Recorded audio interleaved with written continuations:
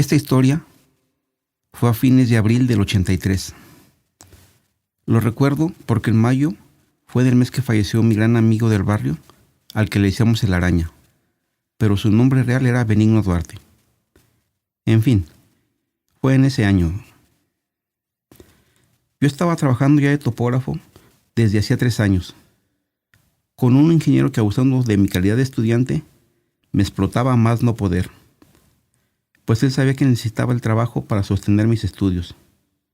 Y por esa razón, casi todos los fines de semana, yo salía a trabajar de Guadalajara, ya sea en Morelia, en Puebla, en México o cualquier otra parte de la República. Fue entonces que llamaron a la oficina que tenía el ingeniero en el barrio de Santa Tere. La oficina era una pinche cochera sin pena ni gloria, pero el ingeniero la mencionaba como si fuera la gran cosa. Llamaban de México para que hiciéramos un estudio hidrológico del cauce de un río en Veracruz. Nada más, sin más detalles, y el ingeniero aceptó inmediatamente, también sin preguntar muchos detalles. Así, al día siguiente salimos a la Ciudad de México. Llegamos al hotel y después a ver a la empresa que nos contrataba. Ahí se nos dio detalles del trabajo. Esta empresa también se dedicaba a la topografía, pero por alguna razón le sacaron a hacer el trabajo. Pues bien, el trabajo era en algún lugar de Veracruz. El pueblo, si mal no recuerdo, se llamaba Guayacocotla, y luego un pueblo más chico que se llamaba Sontecomatlán. Buscamos en un mapa para localizarlo y se miraba un punto pequeño y otro un puntito insignificante que ni siquiera aparecía. Al día siguiente partimos rumbo a Poza Rica y de ahí al pueblo antes mencionado, donde llegamos ya en la tarde. Era un lugar jodido, poca gente, mucha miseria, poco trabajo. Los niños se veían mal comidos, las señoras también, y ese era el último punto de civilización, y de ahí partiríamos a una aldea que no recuerdo el nombre, donde íbamos a hacer el estudio hidrológico. Ese día contratamos a 6 personas y 9 caballos, uno para cada uno y un caballo para cargar el equipo de topografía y demás cosas que ocupábamos. Así, al día siguiente salimos después de almorzar, como a las 9 de la mañana más o menos. Y aquí es donde realmente empezó la aventura. Salimos del pueblo en fila con el guía por delante, un señor que se llamaba Pedro. La gente nos miraba extrañados, con curiosidad. Y la verdad, yo también me sentía así. No tenía idea de lo que nos esperaba. Y esa emoción a lo desconocido, que siempre me ha gustado y llena mi cuerpo de adrenalina, corría por todas mis venas. Como a la media hora de camino, teníamos enfrente de nosotros una muralla verde, formada por las montañas. Unas montañas muy altas. Yo pensé que nuestro camino sería bordeando las montañas, pero cuando le pregunté a Pedro, se aventó una carcajada que me dio muy mala espina. Así, nuestra caravana empezó a subir casi de frente. Eran unas pendientes que los caballos parecían esos pinches alpinistas que salen en las películas de la Agente 007. Afortunadamente tomé fotos, por si no me la crees. Ya cuando llegamos a la cima de la montaña, avanzamos por la cima unos 10 o 20 minutos. Y después comenzamos a bajar otra vez, con pendientes muy inclinadas. Yo me agarraba a la cabeza de la silla y la verdad, sentía que mi vida dependía de que el caballo no resbalara o se asustara, porque las veredas eran muy estrechas y los barrancos muy profundos. Casi te puedo asegurar que los caballos estaban tan nerviosos y por eso pisaban con mucho cuidado. Se podía sentir los nervios del caballo y del jinete. De vez en cuando volteaba para atrás y veía la cara del ingeniero y se veía el miedo en sus ojos. Y estoy seguro que yo me veía igual. Por fin llegamos a la planicie y pensé que ya habíamos pasado lo más feo. Solo faltaba cruzar el río y continuar. Pero el río estaba hondo y la corriente muy fuerte.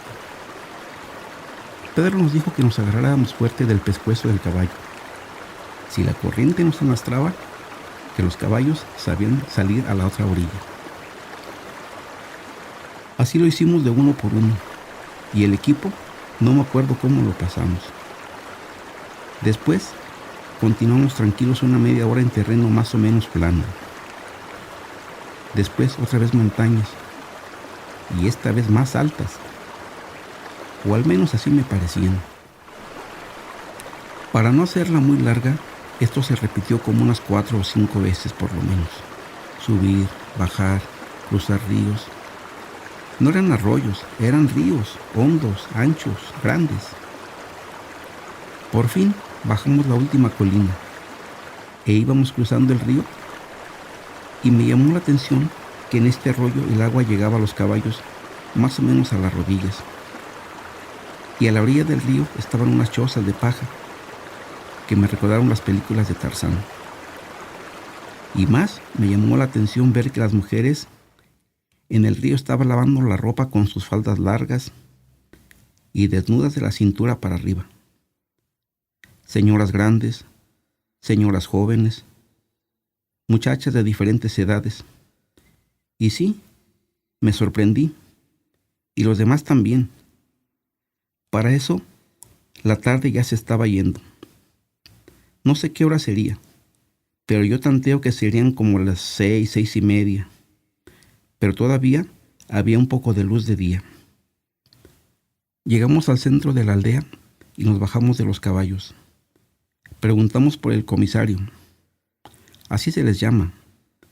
Pero ninguno de los que estaban ahí nos entendió. Fue cuando nos dimos cuenta de que no hablaban español. Yo le pregunté a Pedro que si él o alguno de los que nos acompañaban sabían su lengua, para que nos sirvieran de intérprete. Pedro me contestó que él sabía, pero muy poco. Y yo noté que Pedro estaba muy nervioso, porque la gente empezó a gritarnos y hacían ademanes con las manos. No necesitaba comprender su lengua para saber que nuestra presencia no les agradaba. Yo le decía a Pedro, diles que venimos a trabajar, que no venimos a hacer nada malo. Diles que les vamos a pagar a los que nos ayuden. Pedro, muy nervioso, les hablaba, pero me daba la impresión de que no lo entendían o que no lo querían escuchar. Así, poco a poco se fue creando una histeria colectiva, que fue creciendo rápidamente. Entonces, yo noté que de las cabañas de alrededor, los hombres salían con sus machetes y se pasaban la voz a la siguiente cabaña. Y también salían con sus machetes. Aquí comprendí que estábamos en una situación de la chingada. Y cada vez estaban más agresivos. Las personas de la aldea que nos gritaban cosas ahí donde estábamos no tenían machetes, pero los que estaban acercándose se veían enojados y se veían decididos a otra cosa. Yo volteo para atrás y venía otro grupo de personas con machetes también. Volteo para adelante y también vienen personas con machetes. Volteo hacia mi derecha donde están las cabañas y también. Y a mi izquierda está el río y la colina por donde acabábamos de llegar. Apenas hace unos 20 minutos. Comprendo que no hay para dónde escapar. Y me acuerdo que aunque hubiera por dónde, yo no puedo correr, porque mi pierna izquierda todavía está muy inflamada por el balazo que me dieron hace unos 3 años, en la noche de Año Nuevo. Podía correr más de 20 o 30 metros sin sentir que mi pierna estallaba, así que decidí no hacer nada que los alterara, más de lo que yo estaba. De pronto, el ingeniero Corona corrió hacia el río, y los demás que iban con nosotros también corrieron asustados siguiéndolo. Los 2 grupos de gente que venían hacia nosotros lo siguieron, y otros corrieron hacia donde estaba yo. Ya no supe qué pasó con ellos. Lo último que vi fue fue que uno de los que venía con nosotros en su carrera, al cruzar el río se caía y se volvía a levantar y se volvía a caer, y ya no supe más de ellos. Después, recuerdo que todo alrededor de mí pasaba como en cámara lenta, y pensé que ahí me iban a matar. Y por un momento pensé en mi papá y en mi mamá. Pensé que nunca encontrarían mi cuerpo, porque ellos sabían que estaba en la Ciudad de México, pero nunca les dije que íbamos a Veracruz, mucho menos a donde estábamos. Después, solo recuerdo muchos golpes por todo el cuerpo, y pensé que si me tapaba la cara con las manos, más me iban a golpear. Así que no metí las manos para nada. Yo solo sentía golpes en mi cabeza, por la espalda, en el estómago, en la cara, en los huevos. Pero tal vez por tanto miedo que tenía, no sentía el dolor. Recuerdo que entre los golpes que me estaban dando, vi de frente a un señor con su machete que lo levantó, y vi en su mirada un coraje enorme. Sentí que me iba a mochar la cabeza, y ya no supe nada. Después, no sé cuánto tiempo pasó, me llevaron a jalones y patadas por las nachas hacia las casitas de la aldea. Unas señoras nos alcanzaron y algo hablaban con los que me llevaban.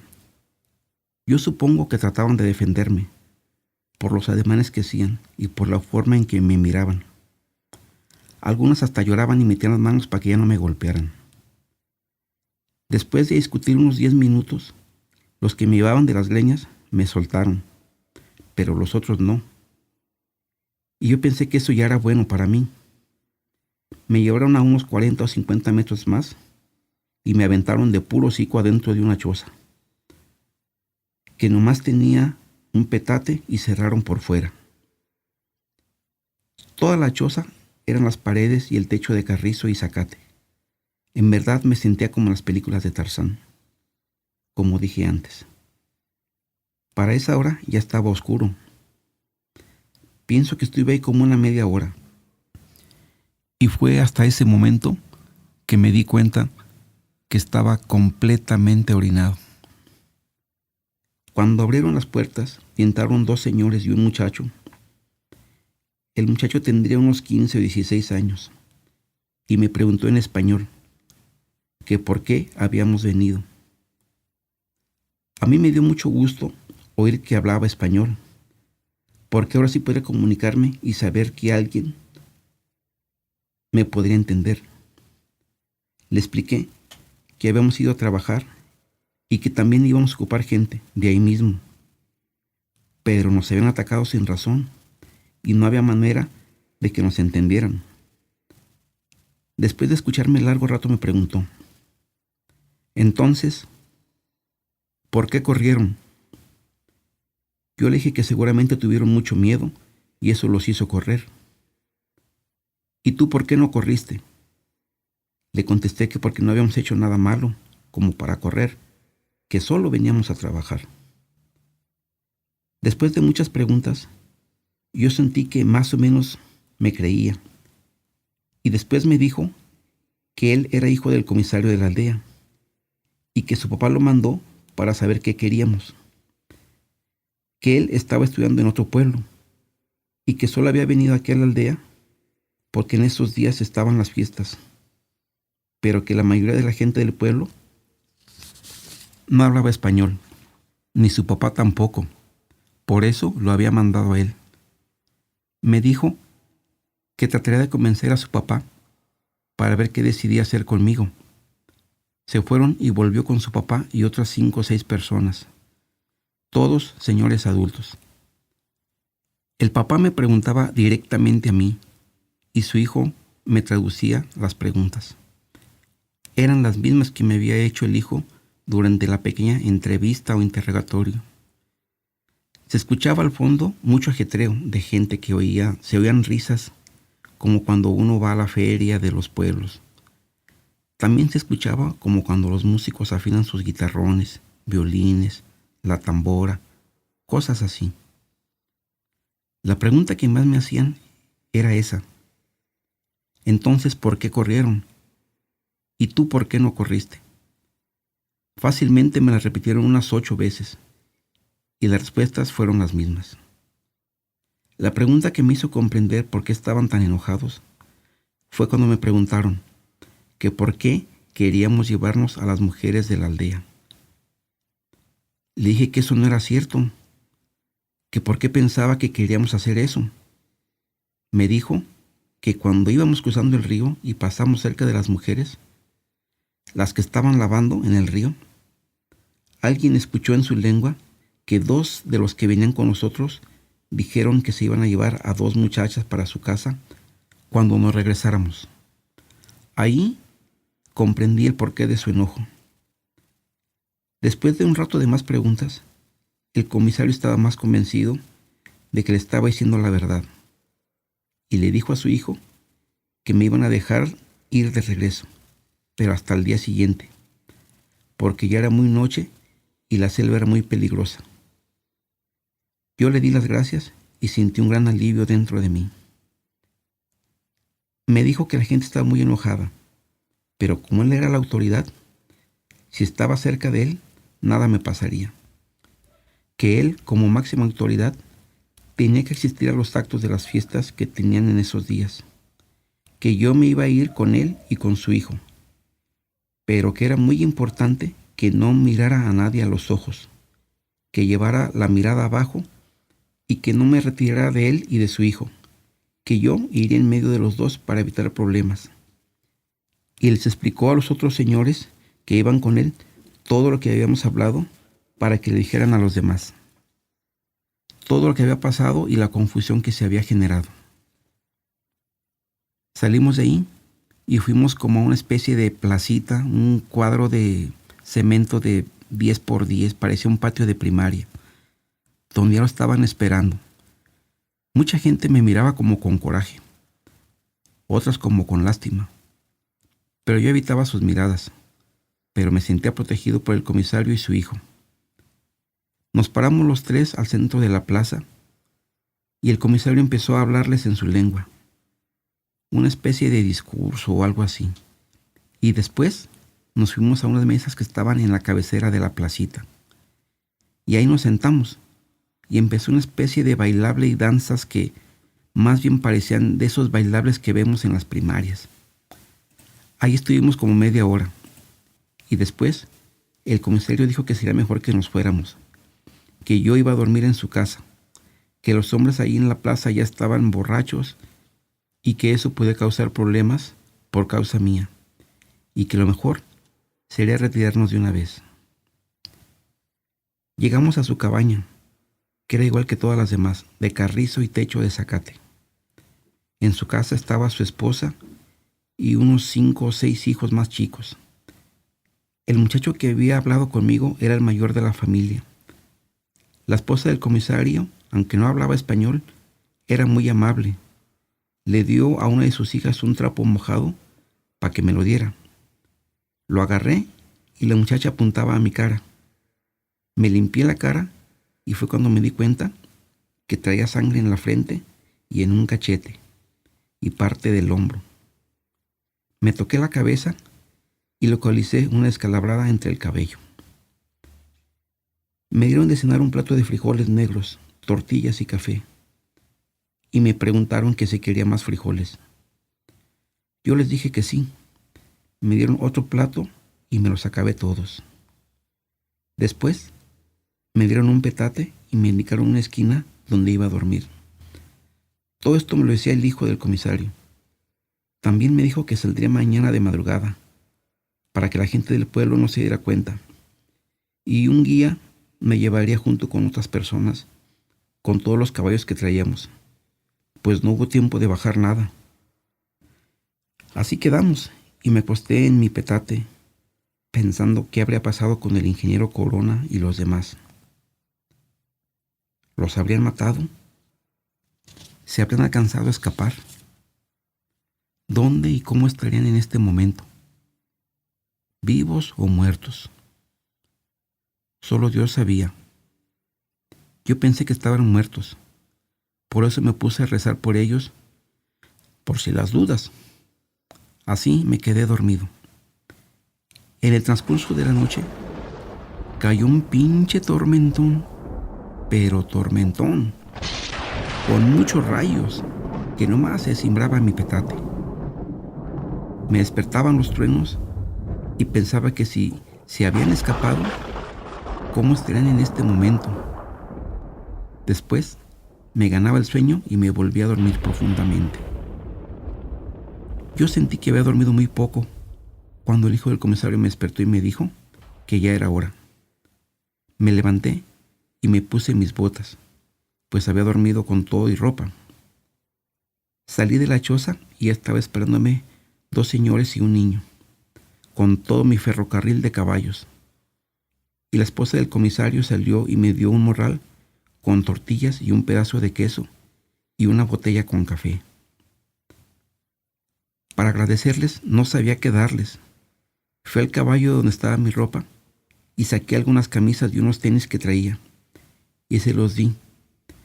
También saqué la cámara con que venía tomando fotos y le saqué unas fotos que aquí tengo, pero como era de madrugada, están un poco oscuras. Le di las gracias al comisario y a su esposa y a su hijo y me monté en mi caballo. El guía, otro señor y el niño hicieron lo mismo y partimos de regreso. Otra vez, subidas y bajadas y cruzar ríos. Pero ahora no se me hacían tan peligrosas después de todo lo que había pasado. En el camino empecé a pensar y analizar qué había pasado. Pensaba, ¿qué voy a hacer cuando llegue al pueblo? ¿Qué le iba a decir a la esposa del ingeniero? ¿Qué iba a hacer con los aparatos? Muchas cosas pasaban por mi cabeza y todavía no asimilaba qué fue lo que pasó y por qué pasó. En el camino tomé más fotos y ya en la tarde llegamos a la punta de la montaña y a señas y como tú quieras me dijeron apuntando hacia abajo que ahí estaba el pueblo. Hasta ahí llegaban ellos, que los caballos llegarían solos hasta la plaza, que de ahí ellos se regresaban.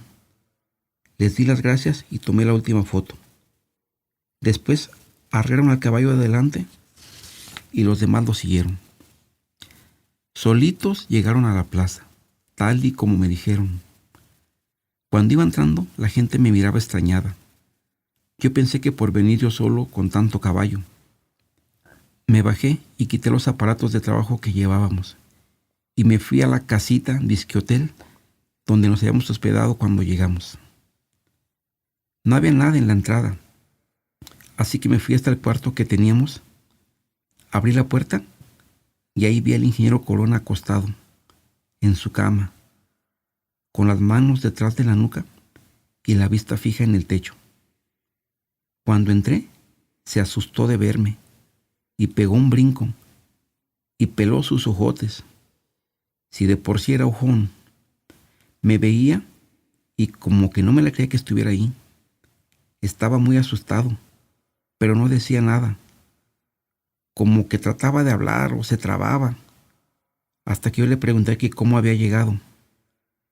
Entonces se sentó como queriendo llorar y me dijo que tenía como 2 horas de haber llegado, que no los agarraron, que habían caminado él y los otros toda la noche y con la tormenta se habían perdido un rato. Fue cuando me di cuenta que todavía traía la misma ropa, toda llena de lodo seco, la camisa, el pantalón, los zapatos. Me enseñó cómo andaba todo golpeado por todo el cuerpo. Le pregunté por qué andaba tan golpeado si no los habían alcanzado. Me dijo que era de las caídas que tenía cada rato, porque no veían nada, y por lo resbaloso del terreno por la lluvia. Que pensaba que a mí me habían matado. Y cuando entré, estaba pensando qué le iba a decir a mi mamá. Nos reímos, porque le dije que yo estaba pensando lo mismo. Pronto nos bañamos y agarramos nuestras cosas y salimos en el primer camión que salía, con dirección a donde fuera. La cosa era salir de ahí. Llegamos a Poza Rica y después a la Ciudad de México. Por alguna razón, casi no platicamos del tema en todo el camino, cada quien sumido en sus pensamientos.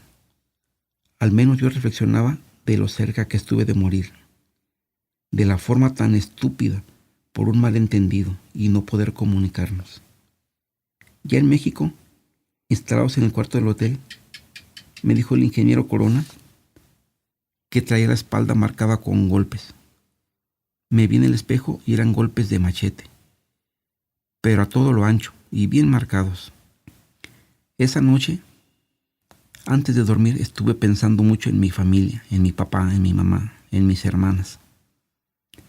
Y lo triste que hubiera sido saber que su hijo se murió y que ni siquiera supieron en dónde quedó su cuerpo. Después de un rato, le di las gracias a Dios con todo mi corazón y me quedé dormido.